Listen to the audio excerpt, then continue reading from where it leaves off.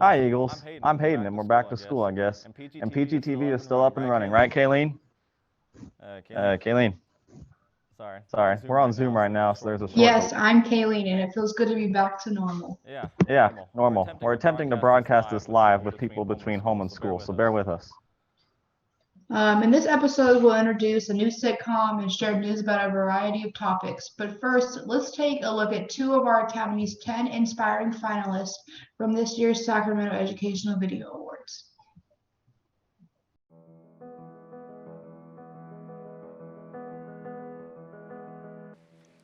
I want you to stop and listen. What you're about to see play out is how just one challenge a girl faced during 2020 changed her outlook on life entirely, and it might just change yours too. It's the month of September, and high school students are finding their mental health decreasing daily like this young girl. She has a daily routine of waking up, staring at a computer for 5 hours a day, not including homework, spending maybe 2 hours with her family before heading off to bed to do it all over again the next day.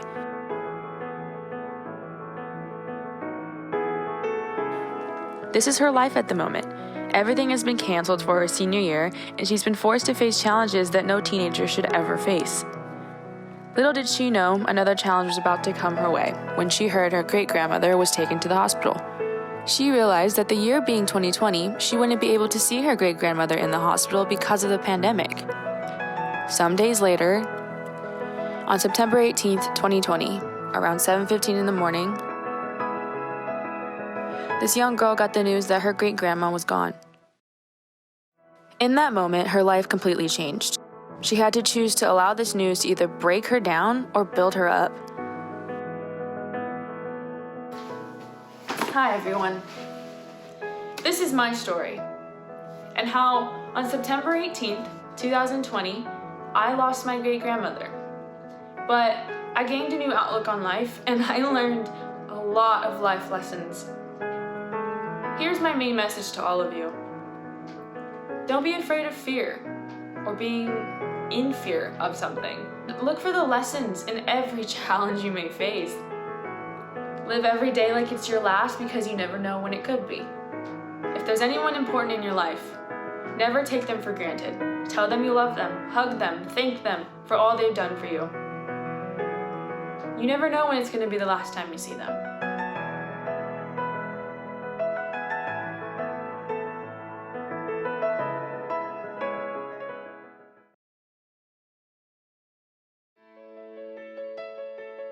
Ecosystem, a biological community of interacting organisms and their physical environment. A complex network or interconnected system. To examine how ecosystems can survive and function, I decided to create my own ecospheres through closed terrariums. Essentially, I collected samples of rocks, dirt, mud, various types of plants and bugs available, and some water from nature. Then I put what I collected into sealable airtight containers to observe them over a period of 1 month. I walked to Folsom Lake, where I spent the day collecting samples, with locations varying from the shore to where the walking and biking trails were. When assembling these terrariums, it's important to put them in a specific order. The rocks are placed at the bottom of the jars to create a drainage system for excess water. Then, dirt is placed on top. Once the dirt is placed on top of the rocks, various plant samples are put on top of the dirt. Adding in rocks and small pieces of wood are good for allowing things such as moss and bugs to survive and grow. I also created an aquatic terrarium as well, where I took water from the lake and tried to find some aquatic plants to go inside of the jar.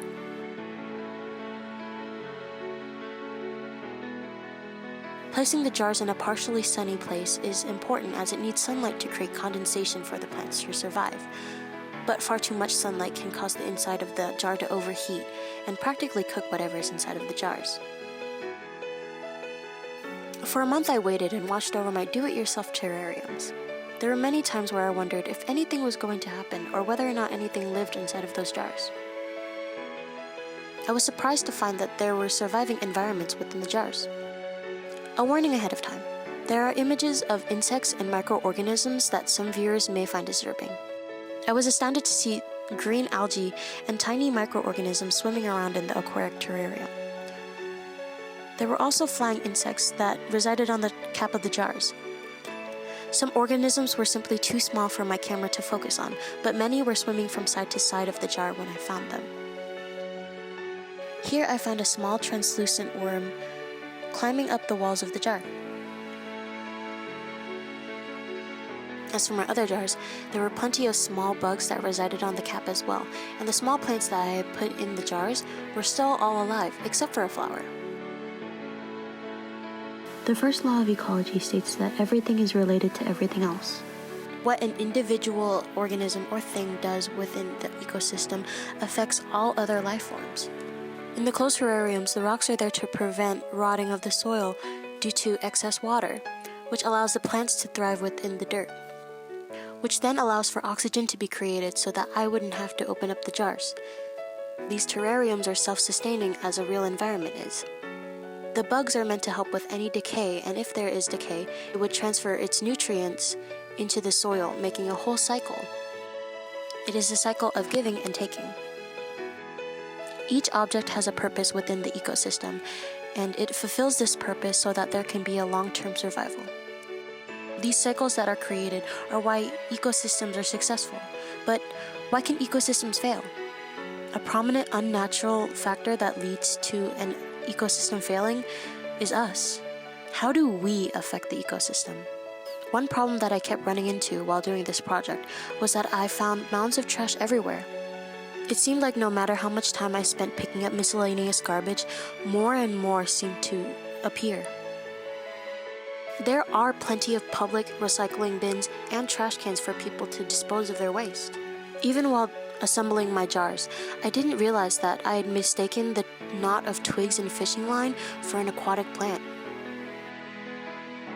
At the end of the month, I went back to the lake, and unsurprisingly, I found more trash. Most of it was plastic and non-biodegradable objects that animals could be mistaken for food. Folsom Lake is open to the public and is a beautiful place to relax and enjoy with the family, but it is also a place where wildlife resides. Although I couldn't pick up all the trash since I was just one person in a small area of almost 18 miles of lake, it still mattered to pick up the trash and correctly dispose of it. We are all a part of one ecosystem, all coexisting under one single sky, on one singular planet. We are all interconnected. Something such as pollution can one day affect every single living thing on this world. What we do matters. Next up, we'll show what goes on in our office or studio and share a few tips for spring cleaning. What's spring cleaning? Spring cleaning used to be this thing where everybody cleaned everything all the time, but now everybody cleans everything all the time. What if we don't clean our homes? Well, this next segment is for you. Okay, listen up, losers, because I'm only going to go over this one more time. You need to calibrate your color balance. You need to match your aperture to the appropriate lighting design. You need to maintain an appropriate shutter speed for your technical needs. And you got to balance your ISO. Any questions? Yeah, how are we supposed to understand that? It's our first time learning this material, and you're going over way too much, way too fast. Juniors, huh? When I was in your grade, I took 5 AP classes. I had a wife and 2 kids. But even then, I knew that you always need to maintain your aperture according to your lighting design, maintain your shutter speed based on your technical needs, and once again on your ISO. If you don't understand that, then you're not going to make it next year. Back in my day, aren't you like 18? A wife and 2 kids? Aren't you single? I didn't know. She took the kids. She got a restraining order. And I won't see my babies ever again. Yo, are you good? How am I supposed to be okay? When you guys are so wildly incompetent, you don't understand how to maintain your aperture according to your lighting design, maintain your shutter speed according to your technical needs, and match the gain on your ISO! Yo, sorry I asked. You know, I get that the seniors have like seniority and stuff, but like we're actually paying attention and trying to learn. So it's the least they could do to show us a little bit of gratitude and help us and teach us. The juniors? Yeah, they'd better not be getting their hopes up because let me tell you, it's looking bleak. They're headed straight towards a dead end. they're probably going to lose all of our SD cards. You know, there's a sense of integrity and responsibilities that the seniors have that the juniors just don't. Getting all that footage was miserable, but I'm sure it'll all be worth it. I might be getting ahead of myself here, but I think that's the best segment in PGTV history. Best segment? I don't know. There's a low bar for that. Yeah, that segment, sure. Let's just start by uploading the footage, and then we can pat ourselves on the back. Hayden, give me the SD card. Nah, I already gave it to Bree. No, you didn't. I saw you give it to Emery. No. You gave it to her. Look. Arguing isn't going to get us anywhere. Regardless of who's to blame, we just need to find that SD card. Otherwise, all that film will have gone to waste. So start searching. I'll look in the studio, you guys look outside. Who said it has to be a woman? Hey, careful with that. You're going to kill someone. Yo, what'd you say? Ryan!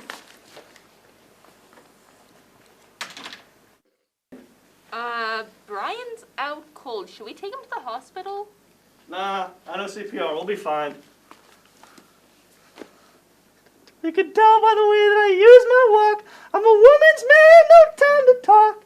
Aren't you supposed to be doing the compressions to the beat of the chorus? Oh, don't worry. I've done this like dozens of times. And like, I have a 70% success rate, so statistically he'll be fine. Dozens of times? Why dozens of times? I don't know, dude. I'm just not trying to be next. Yeah, I'm pretty sure he's dead. I mean, hey, I tried my best, right? I guess it's just another part of the 30% mortality rate, huh? Spring has officially started. This time of year is a time to rekindle ourselves and allow ourselves to recuperate from the winter months. Spring cleaning is an essential part of the transition from winter to spring, and here's why. A clean home can strengthen your immune system and reduce the susceptibility to be infected by illnesses. In addition, a clean home substantially increases productivity and improves mood. Moreover, spring cleaning can decrease stress and keep a clear mind.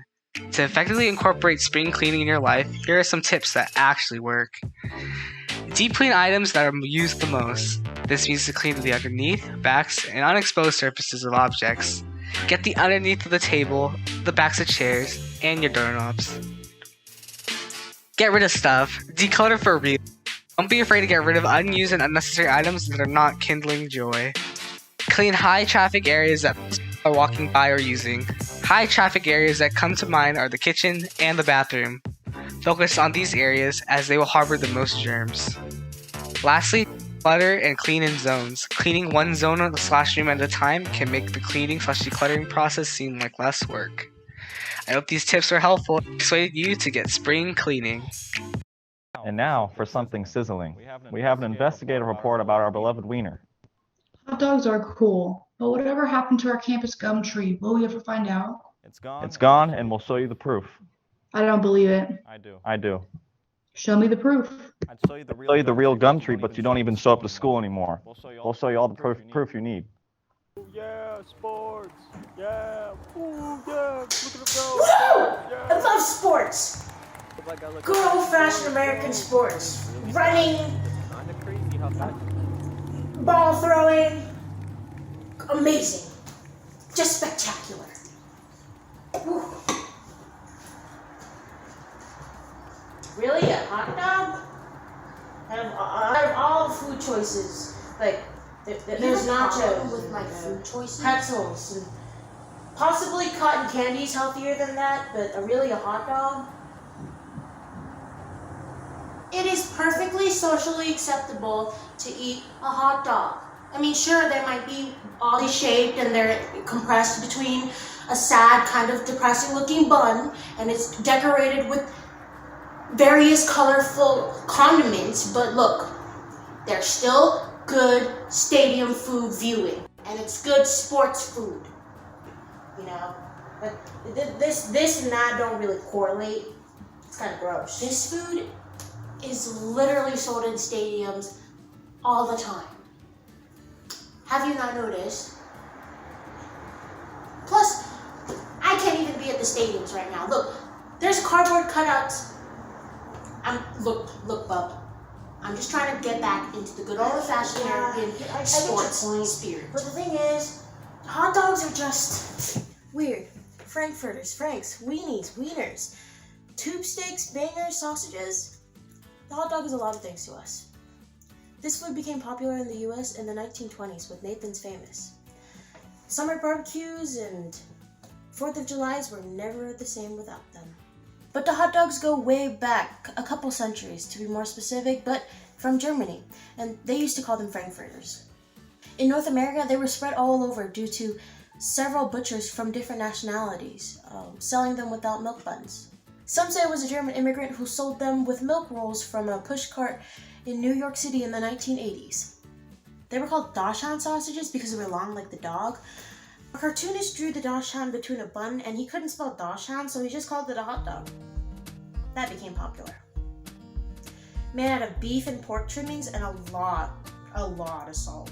Sometimes there's maltodextrin and MSG and like 40 different ingredients that I could never pronounce or begin to pronounce. But then all of that is then put into a mixer and ground up into this unsettlingly pink goop that reminds me of moist taffy. And then that goop is extracted into casings, which are usually made out of animal intestines, but there are artificial casings. And then it gets shaped into tubes like the little weenies that you see. And then it's sprayed with liquid smoke and then into the smoker it goes. Just telling you right now, definitely not healthy for the brain, the mind, or the soul. It's probably not good for your emotional and physical and mental health. It's just a little gross, just a little traumatizing. From being sold from tiny little carts on the side of the street to giant stadiums where people line up to watch people throw balls. And to fast food chain restaurants, the hot dog has literally been everywhere, including our schools and homes. Or seeing dads during the summer barbecues where they think that they're in charge of the grill and they have their Nike socks on with their sandals and their cargo shorts, and sometimes they have the kiss the chef apron and they're guarding the grill like it's their territory. Let's be honest, hot dogs are a giant hit or miss. They'll probably only ever taste good after like 3 hours in Costco and you've been wandering around and suddenly you realize that it's been 3 hours. No. Not even that experience could suppress my disgust for hot dogs. Hot dogs are just the Jared Leto Joker of cylindrical meats. There is no good thing about hot dogs. In my opinion, the only good thing that has ever come out of hot dogs, 100%, absolutely, without a doubt, for sure, is the Wienermobile.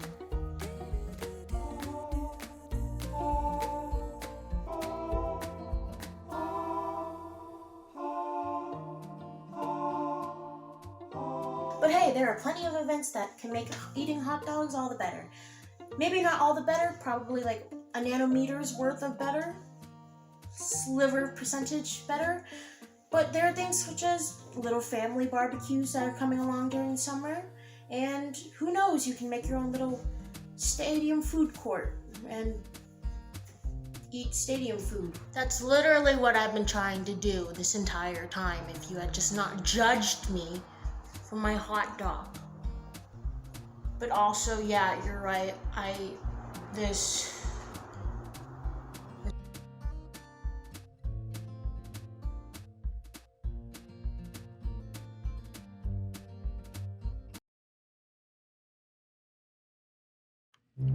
This year I was tasked with documenting the history of the gum tree on campus. Early on in my research, I realized the gum tree had no gum on it. So I reached out to our custodians and was denied an interview on the topic, and nobody knows what really even happened.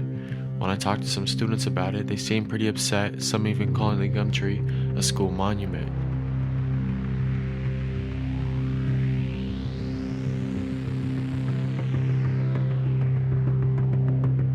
However, when I asked them about the history of the gum tree, they seemed to know nothing. So the mystery continues. What is the history of the gum tree? Who started it on campus? And who do you think really took the gum off the gum trees? I guess we'll never know.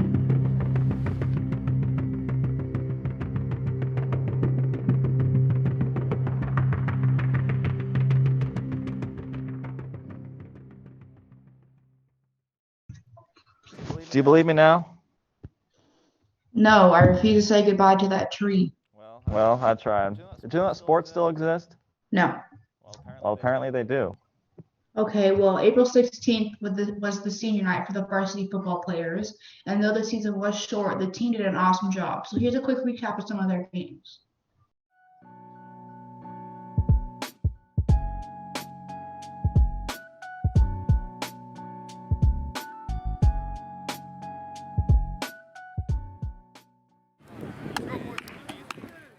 Coming off a 24-21 win over Davis in their first game of the season, the Eagles matched up against the Wildcats of Franklin.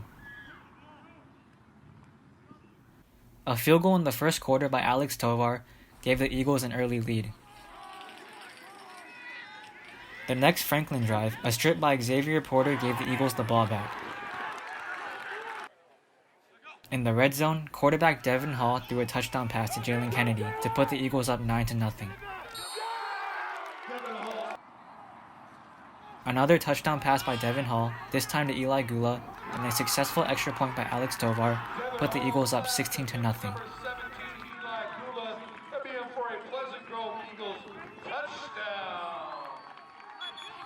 A touchdown by Franklin made it 16-8, but a touchdown pass by Devin Hall to Kassan Kimbrough put the Eagles up by 15.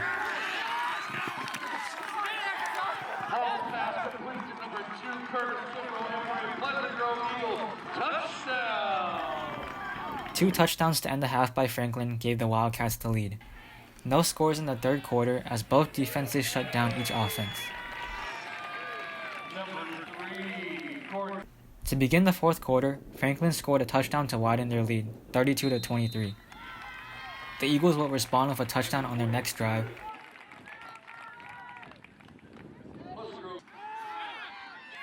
but both defenses shut down each offense and Franklin escaped with a win, 32-30.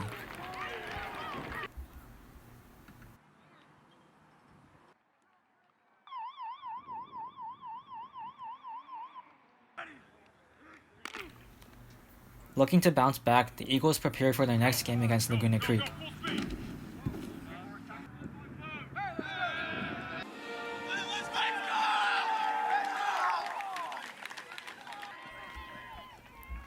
The Eagles started off strong, literally, as on the opening kickoff they forced a fumble, giving the offense the ball. The offense couldn't capitalize, but the defense forced another Laguna Creek turnover, this time an interception by Tyler Carter. The offense would go down and score as Devin Hall threw a touchdown to Kassan Kimbrough to give the Eagles a 6-0 lead.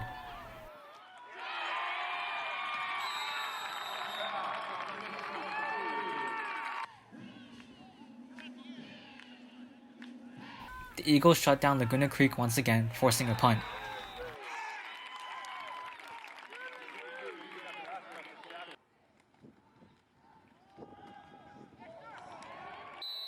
The Eagles would strike quick with Devin Hall running in for a touchdown.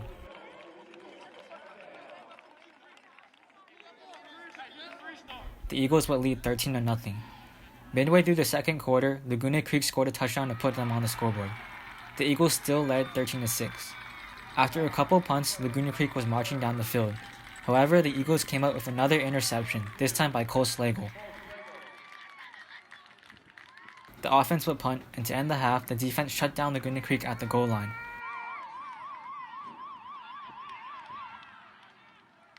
The Eagles led 13-6 at halftime. A field goal midway through the third quarter by Alex Tovar gave the Eagles a 10-point lead, 16-6. A couple of drives later, a bad snap by Laguna Creek on fourth down gave the Eagles excellent field position. The offense could not stuff it in at the goal line, but a forced fumble right at the goal line by Carson Wheeler put the Eagles up 23-6.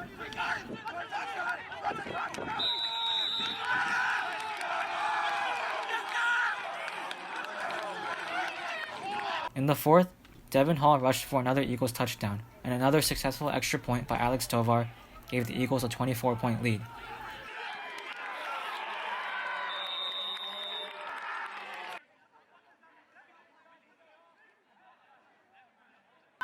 A stop by the defense led to a successful field goal by Alex Tovar, widening the lead to 33-6.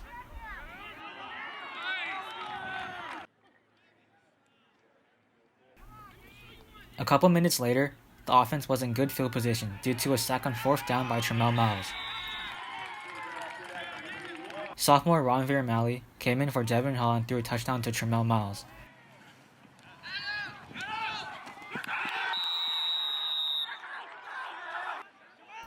This put the Eagles up 40-6, which was also the final score of the game.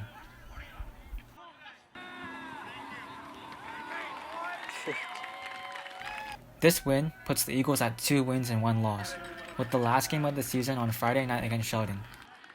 The track team beat CO with varsity men winning 85-47 and varsity women over CO 60-38. Both the freshman and sophomore men and women's teams won 61-39 and 75-21. What's track? How should I know? You run track, Hayden. You run your mouth. Let's run the clips.